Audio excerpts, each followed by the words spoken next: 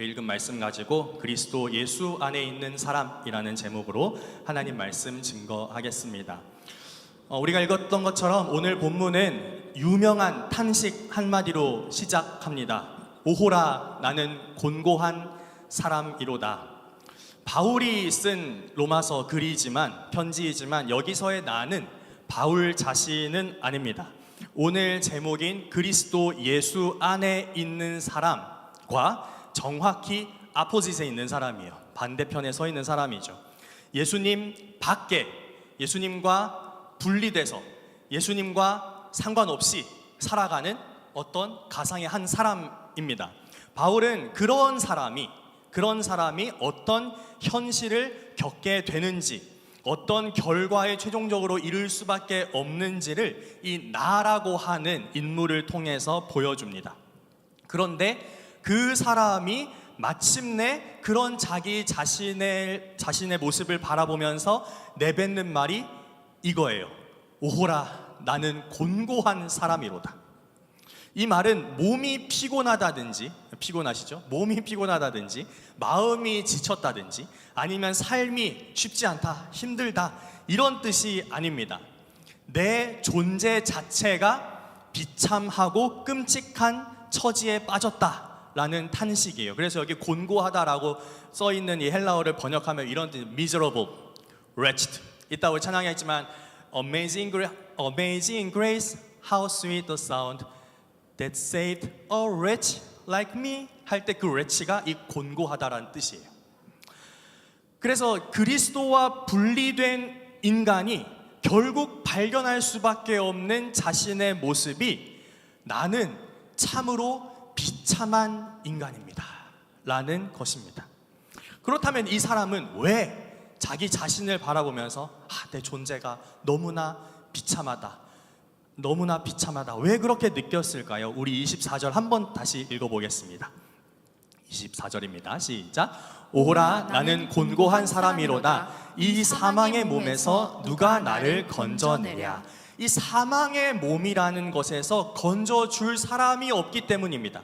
빠져나갈 가능성이 없다는 거죠. 이 사망이라는 것은 몸의 죽음이 아니라 난 어차피 죽을 거니까 뭐 이런 얘기를 하는 게 아니라 하나님 앞에서의 죽음을 뜻합니다.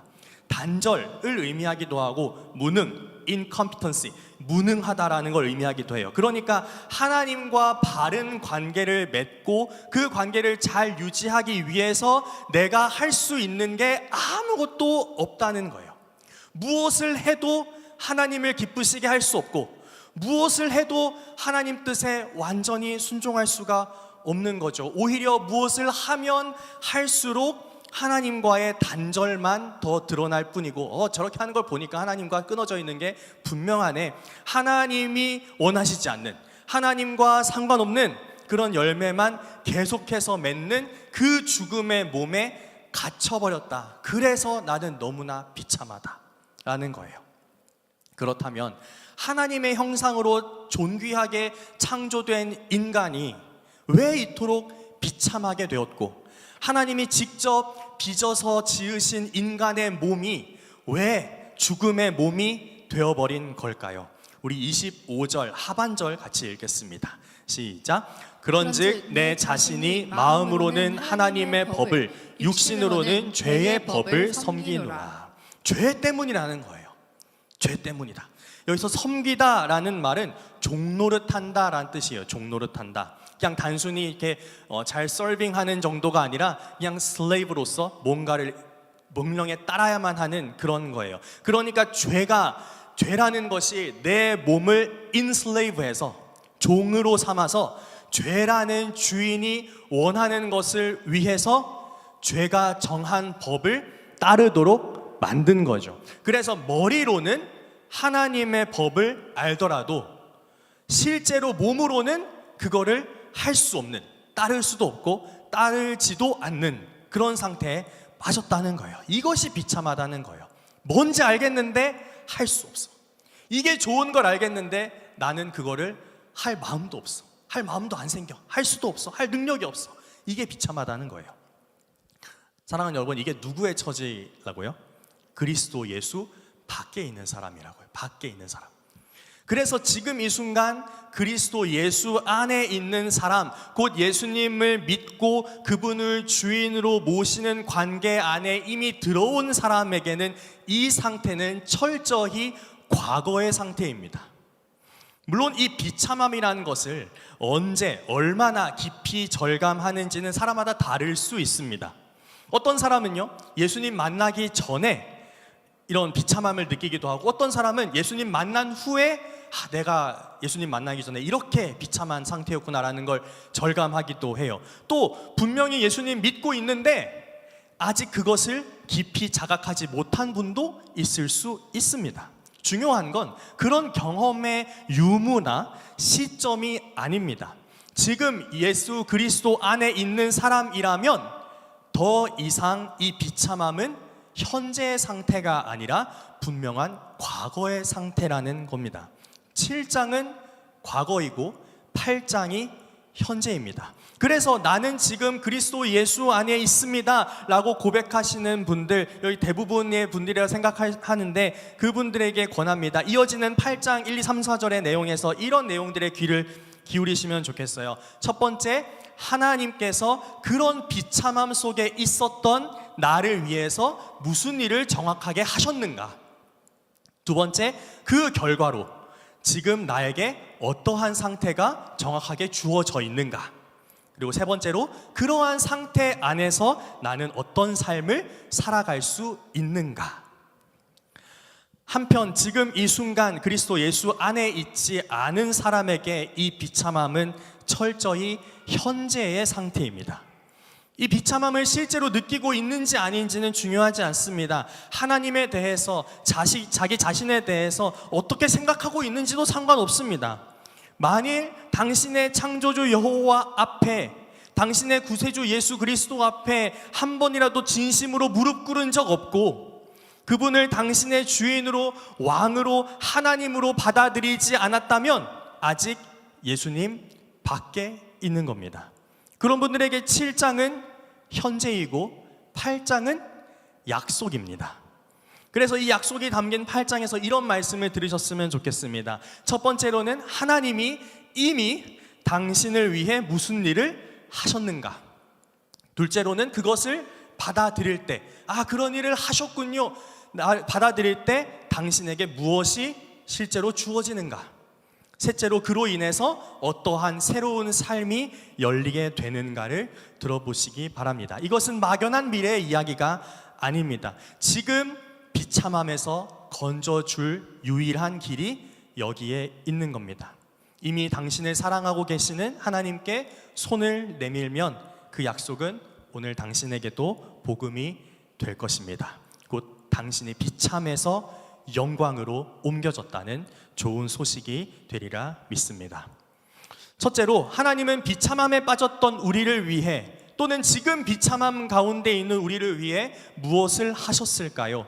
하나님은 예수님을 보내셔서 죄를 정죄하셨습니다. 우리 같이 읽어볼까요? 시작. 하나님은 예수님을 보내셔서 죄를 정죄하셨습니다. 우리 8장 3절 말씀 읽겠습니다. 시작. 율법이 육신으로 말미암아 연약하여 할 수 없는 그것을 하나님은 하시나니 곧 죄로 말미암아 자기 아들을 죄 있는 육신의 모양으로 보내어 육신의 죄를 정하사. 아멘.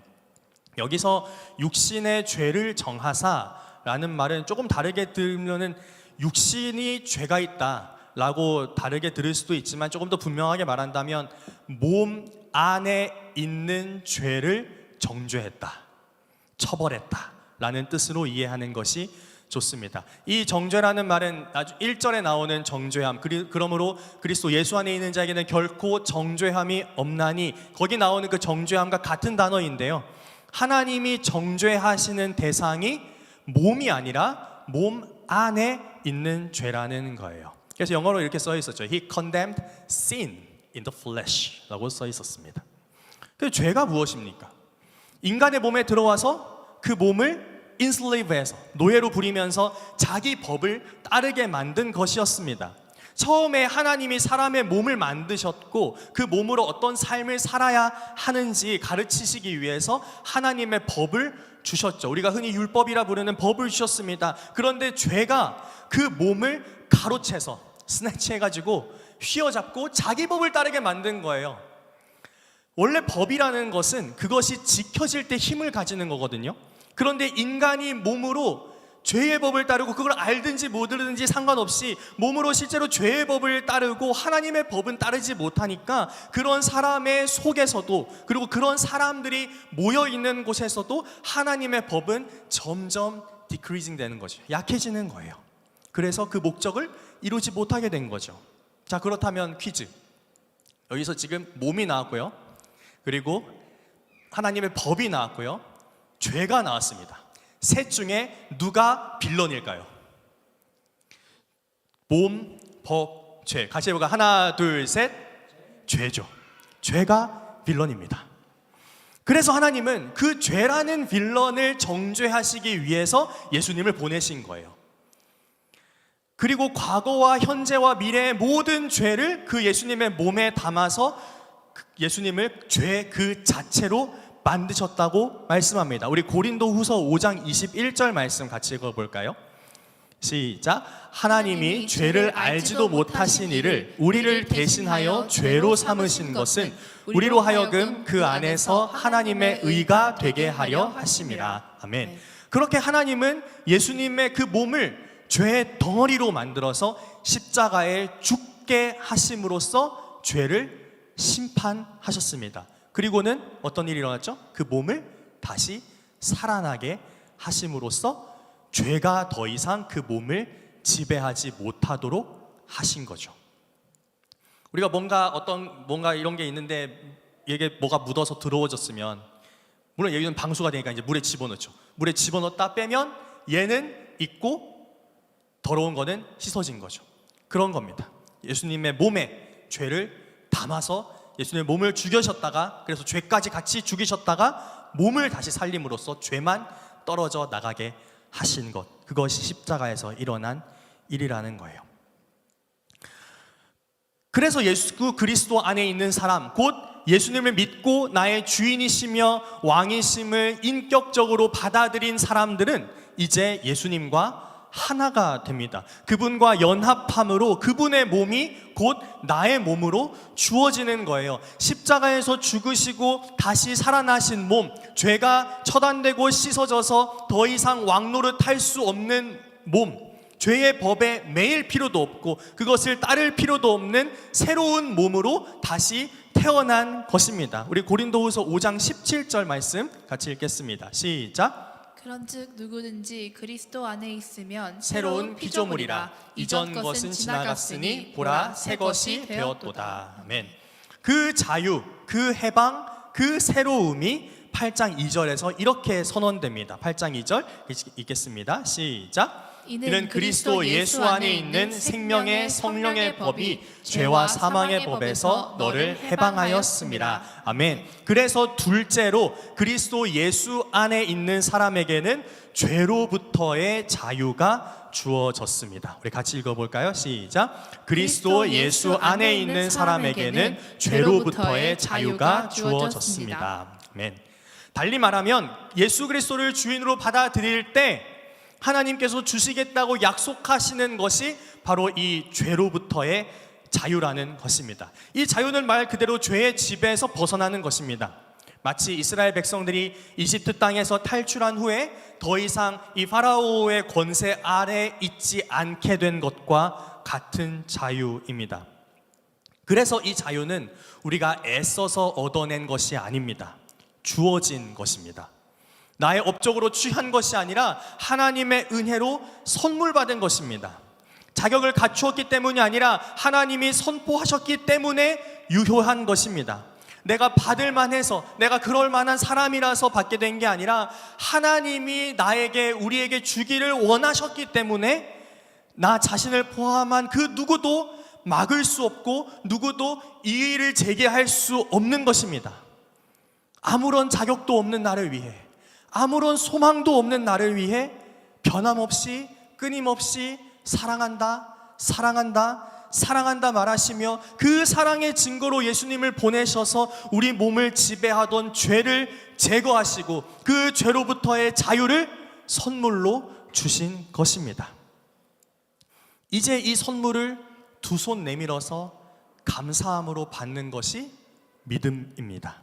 하나님이 아들의 생명값으로 가장 귀하게 준비하신 이 선물을 믿음으로 받는 사람, 곧 예수님이 죽으심으로 나를 죄의 지배에서 건져주셨고 부활로 진정한 자유를 주셨으니 이제 예수님이 나를 다스려 주십시오, 이제 예수님이 나의 왕 되어 주십시오, 나를 이끌어 주십시오 고백하며 왕 되신 그분 앞에 진정으로 무릎 꿇는 사람에게는 더 이상 그 누구도 죄가 있다고 판결할 수 없습니다. 우리 8장 1절 말씀 같이 읽겠습니다. 시작. 그러므로 이제 그리스도 예수 안에 있는 자에게는 결코 정죄함이 없나니. 아멘.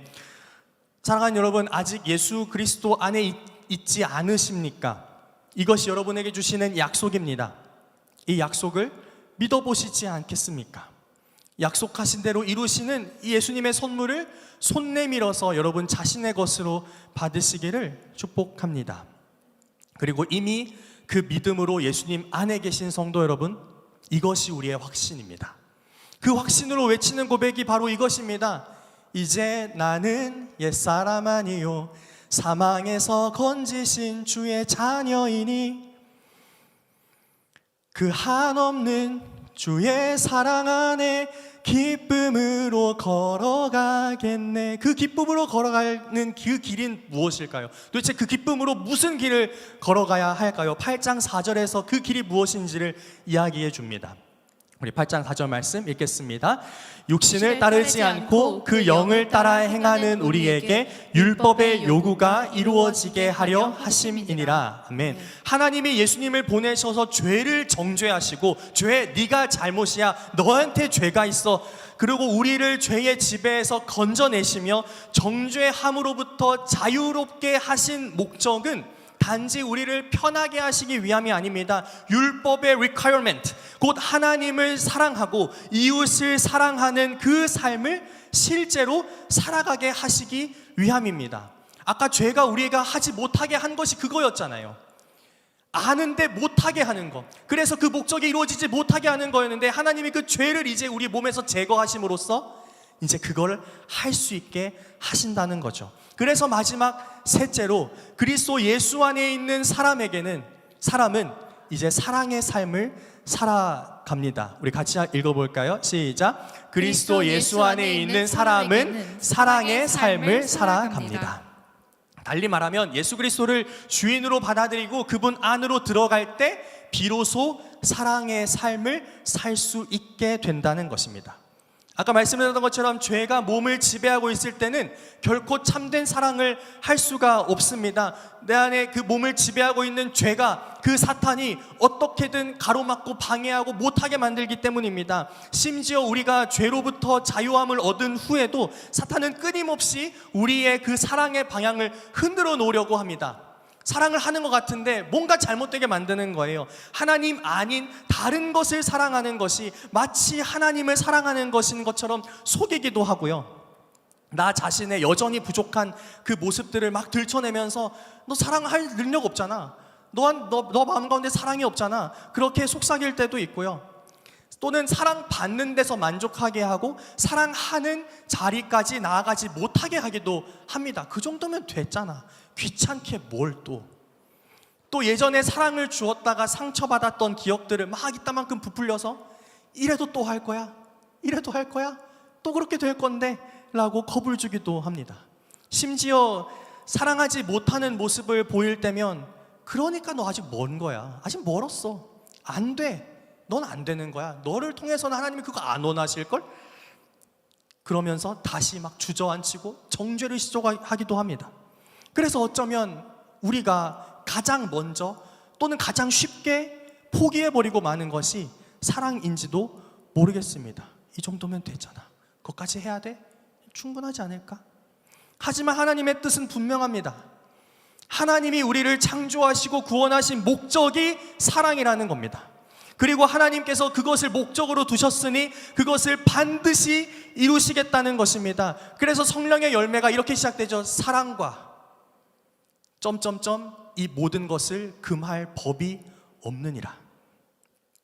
그래서 하나님이 이미 먼저 움직이셨습니다. 이 로마 사람들의 신관에서는 인간이 먼저 움직이면 신이 거기에 대해서 반응을 해주는 건데, 하나님은 우리가 죄인이었고 원수였고 병약해서 하나님을 사랑하기는커녕 하나님의 기쁨을 위해서, 하나님을 위해서 아무것도 할 수 없었을 때, 그 무능, 그 인컴피턴스에 빠졌을 때 예수 그리스도의 십자가를 통해 그 사랑을 이미 우리에게 쏟아 부으셨습니다. 우리를 구원하기 위한 모든 준비를 마치셨고 지금까지 쉬지 않고 이루어 오셨습니다. 그리고 오늘도 이루기를 원하십니다.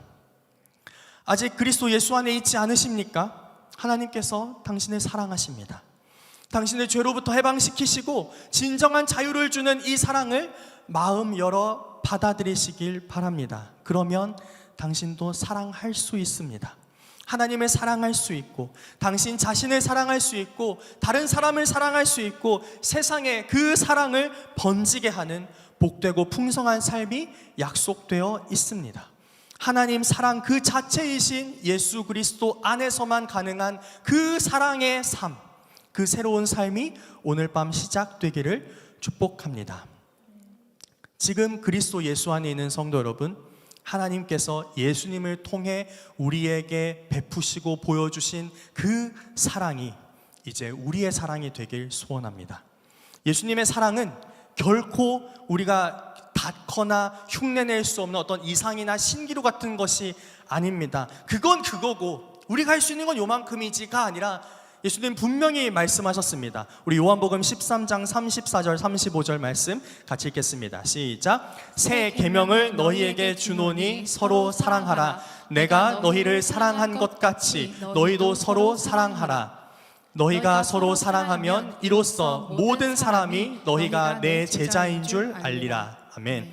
예수님의 사랑으로 사랑하는 것, 곧 나 자신을 완전히 내어주기까지 하나님을 사랑하고 이웃을 사랑하는 것은 허황된 이상이 아닙니다. 하나님께서 우리 안에 이루고자 하시는 그 율법의 요구가 실제가 되는 방법이고 우리의 새로운 삶의 방식입니다.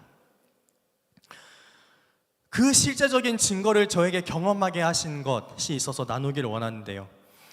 작년 8월부터 지금까지 함께 섬기고 있는 우리 일청 리더들입니다. 오늘 둘이 와 있네요. 청년부를 한 지분 두 공동체로 나누고 저는 이제 일청 공동체를 새롭게 맡아서 처음부터 세워가야 했는데요.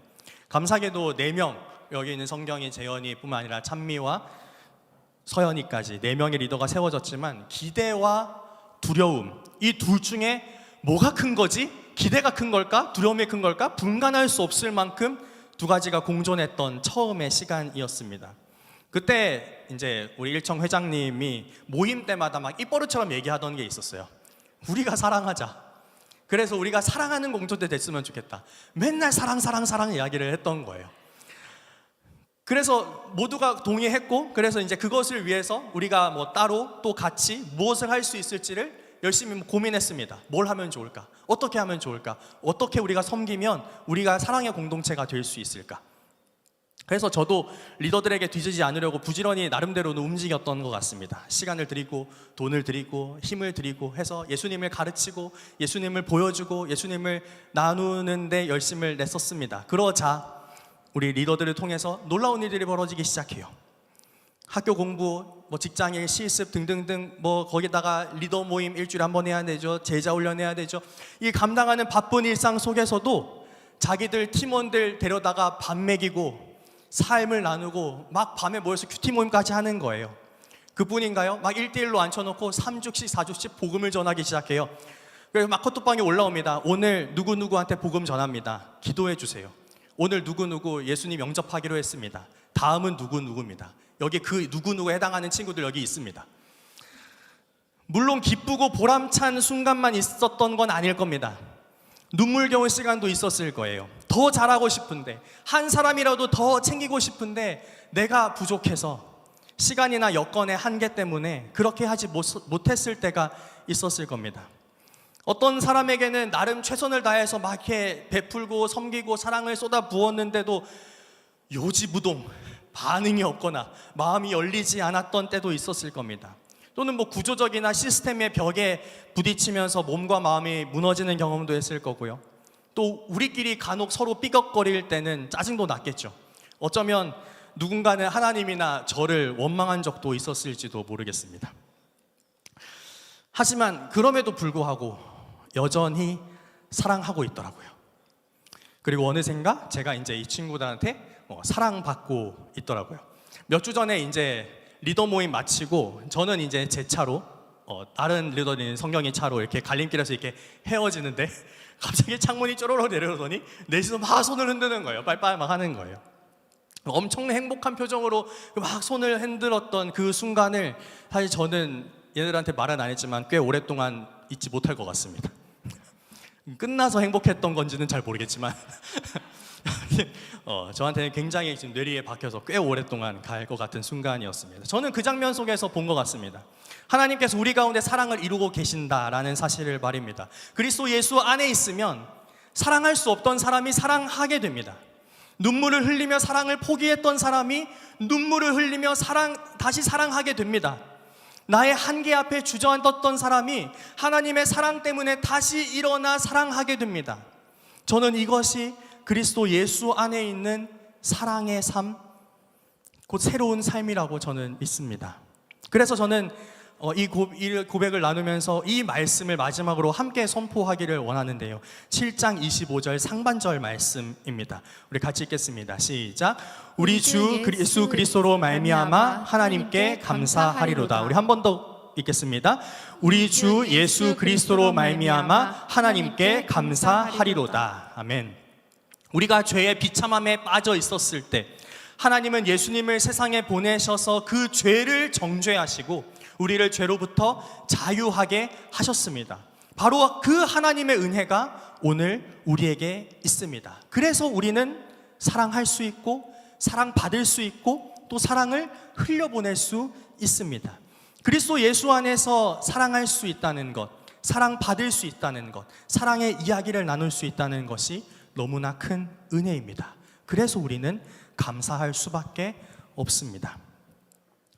유독 오늘 춥고 또 날씨를 계속해서 종잡을 수 없지만 도대체 하늘에서 먹구름이 꼈는데 눈이 오는 건지 비가 오는 건지 종잡을 수 없는 날씨가 계속되고 있지만 그래도 3월이 왔고 그래도 봄이 시작되었습니다. 이 봄의 문턱에서 다시금 몸과 마음의 기지개를 켜고 예수님 닮은 사랑의 삶으로 나아가는 우리가 되길 축복합니다. 그동안 조금 부족했을 수 있습니다. 다소 소홀했을 수 있고요. 심지어 어느 정도 무시하면서 지나쳤을 수도 있습니다. 그러나 우리의 부족함이 하나님께서 하신 일을 결코 무효하게 만들 수 없습니다. 우리의 연약함이 하나님이 우리에게 주시는 그 선물에 흠집 하나조차 낼 수 없습니다. 그 은혜, 그 선물은 우리의 어떠함과 상관없이 여전히 유효하고 여전히 우리의 것입니다.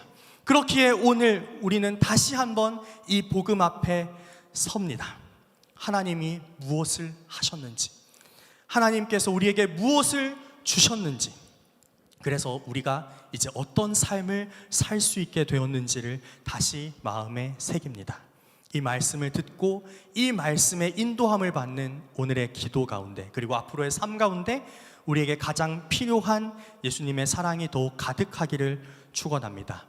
마지막으로 우리 가운데 함께 있지만 아직 예수님 안에 있지 않은 분들을 축복하기를 원합니다. 하나님께서 당신의 비참함을 결코 외면하지 않으시고 오히려 그것을 뚫고 사랑을 쏟아 부으셨다는 사실을 깨닫게 되기를 바랍니다. 그 사랑을 경험하고 그 사랑을 받아들이고 그 사랑의 주인이신 예수님 안으로 들어오시길 바랍니다. 죄의 지배에서 벗어나 그리스도 예수 안에 주어지는 이 영광스러운 자유와 사랑의 삶을 함께 누리게 되기를 간절히 소망합니다.